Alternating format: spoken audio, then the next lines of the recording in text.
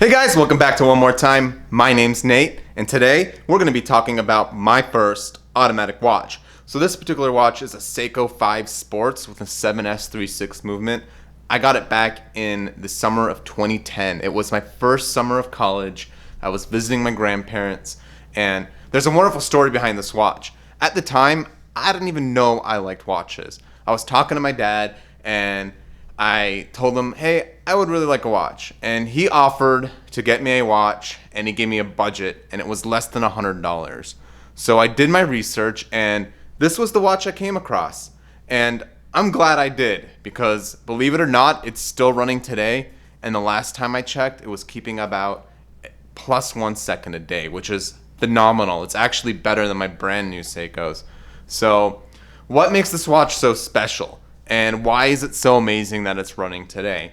Well, there was one time in college, I did used to live with my sister while in college, that I let her borrow this particular watch for a few days, and I had to beg to get it back. It was about 3 weeks before I finally got it back, and it was quite saddening for me because I was looking at the case.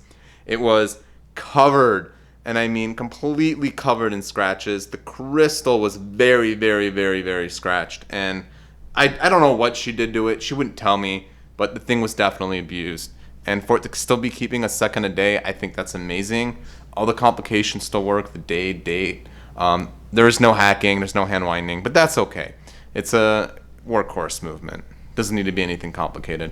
And it took me a while to figure out why I wanted a watch and why I liked watches, and I think a lot of it has to do with the concept of escapism. Think of why diver watches are so popular. You associate them with the beach, you associate them with the water, you associate them with water sports, and those are typical things you associate with summer.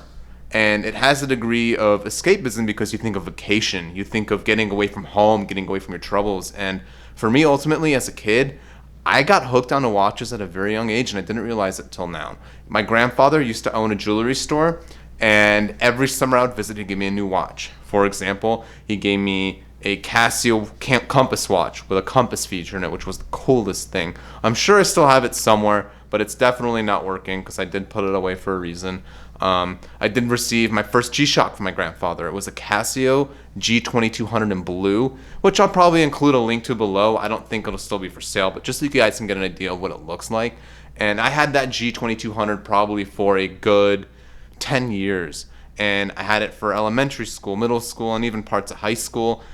What ultimately ended up killing the watch wasn't use, it was user error. I was changing the battery on it, and I didn't know anything about stripping screws, but apparently if you have one of those resin cased Casios, you can't tighten the case back screws too tight because you will strip it, and that stripped screw cannot be fixed.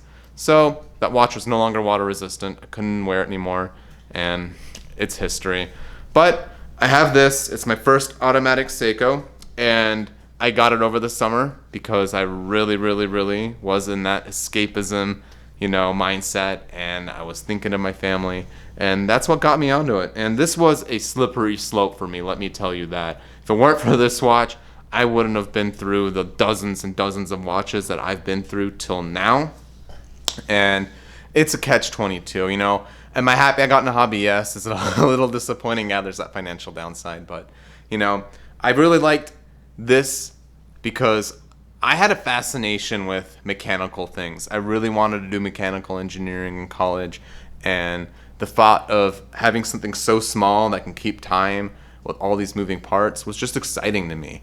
And the sounds that it makes, that beautiful tick, I highly, highly doubt that microphone will pick it up, but there's something mesmerizing about it. It has this appeal. It has this nature to it that's like, ooh, you can really connect with it. You put it on your wrist, you give it life, and it's beautiful. I just love it. And as many of you may notice, there's no band on the watch, and that's for good reason, because as I've mentioned in my other videos, there's something called Resin Rot.